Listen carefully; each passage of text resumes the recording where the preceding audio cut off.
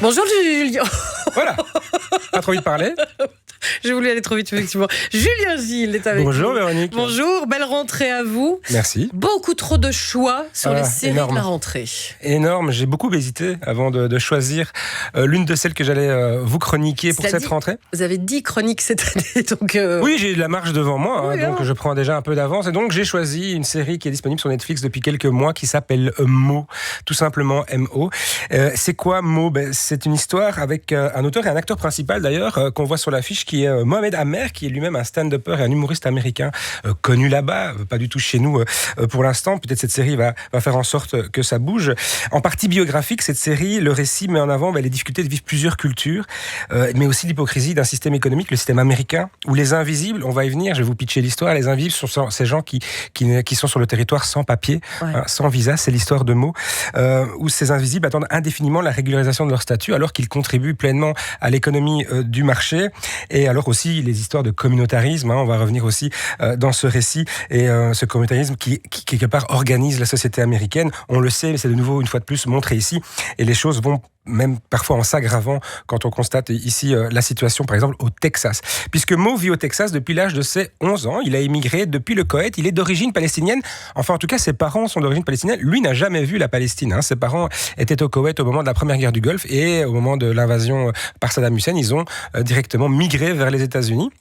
D'abord les enfants et la mère, et ensuite le père qui suivra, et très vite Mo à l'âge de 11 ans va se sentir investi d'abord d'une charge de pater familien entre guillemets, puisqu'il n'est pas l'aîné de la famille, mais il a un grand frère autiste, donc très vite il sent peser sur lui la responsabilité de prendre soin de sa famille, parce que son père, qui va les rejoindre aux États-Unis 2 ans après leur arrivée, va très vite décéder malheureusement, et donc Mo va grandir avec l'absence du père et avec l'absence d'une culture, c'est-à-dire qu'il va grandir, il va se construire déchiré entre deux cultures, comme des millions de gens aussi à travers le monde. Il a ce statut de migrant, il ne peut jamais garder un boulot entre guillemets déclaré très longtemps, puisqu'une fois que l'immigration passe, il doit vite plier bagage, et donc il se retrouve malgré lui, c'est un peu l'évocation de l'affiche aussi de la série, à ventre au cul du camion, comme on dit ici, c'est au cul de la voiture, c'est-à-dire qu'il a toujours des petites magouilles prêtes à le dépanner et assurer un revenu pour la famille, bien que son frère travaille aussi, parce que il a l'impression d'être seul à devoir porter sa famille, mais en fait il se trompe, c'est lui-même qui se met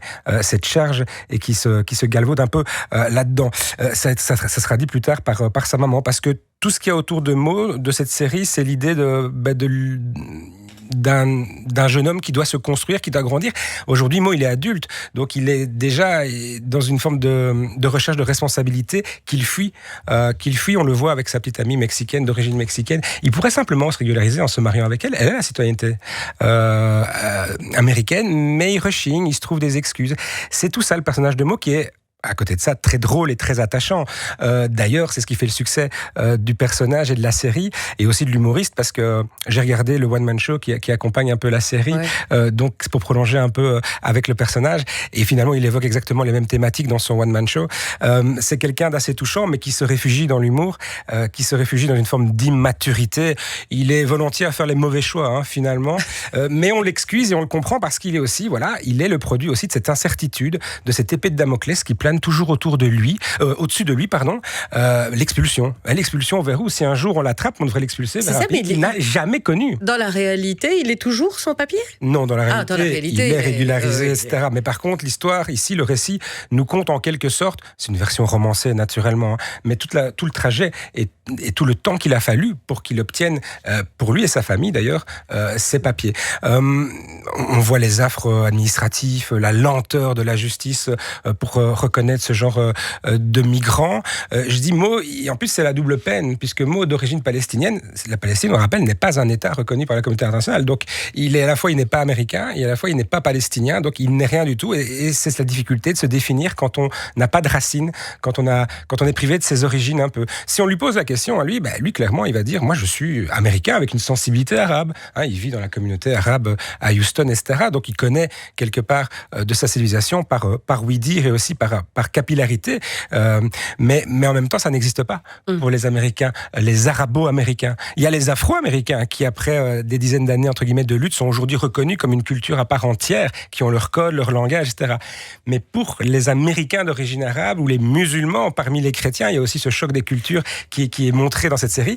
C'est beaucoup plus compliqué. Et il y a aussi toute une série de clichés qui sont enracinés. Je rappelle qu'on est au Texas. C'est quand même aussi un endroit un peu particulier. Et on voit tous les clichés qui sont véhiculés auprès des Américains par rapport à la Palestine, par rapport à l'étranger, par rapport aux musulmans. Et on le confond même avec un Mexicain à un moment donné. Très souvent, mais oui. Et d'ailleurs, il parle espagnol, puisque grâce à sa petite amie, il parle plusieurs langues. Donc, il est le modèle type de l'Américain, finalement. Hein. Il est plus américain qu'un Américain.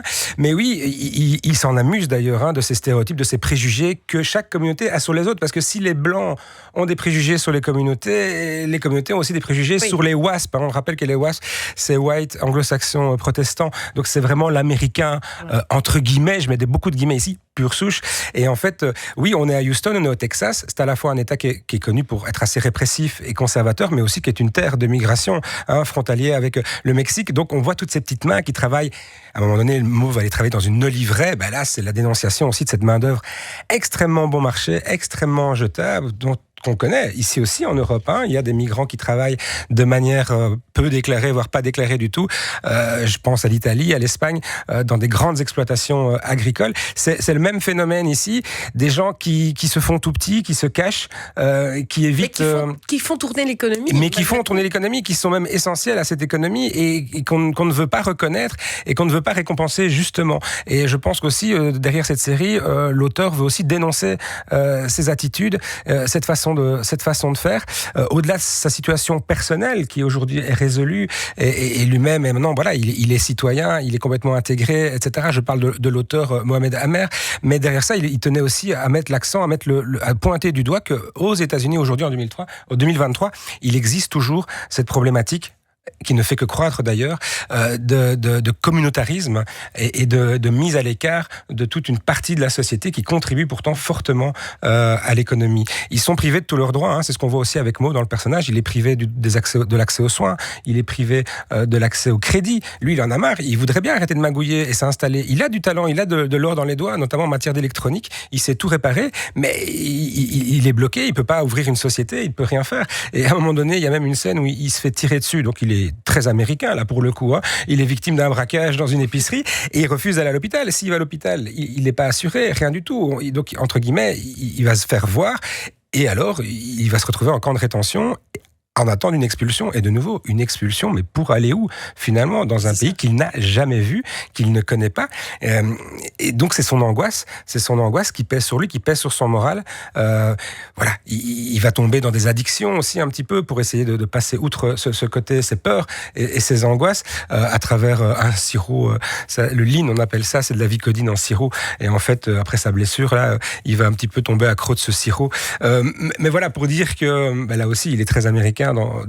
Il se trouve une addiction entre guillemets, donc il marque toutes les cases. Il a sa casquette à l'envers, sa collection de baskets, dans ses attitudes, dans sa posture, dans sa bonhomie aussi, tout dit de lui que c'est un Américain. Du coup, c'est une série qui est à la fois drôle, mais pas que. On est attendri aussi par le personnage, bousculé dans ses certitudes et ses clichés. Et ça en fait une série complète. C'est une série tout à fait complète, une fois de plus avec beaucoup d'habileté, une habileté dans l'écriture et aussi dans l'interprétation.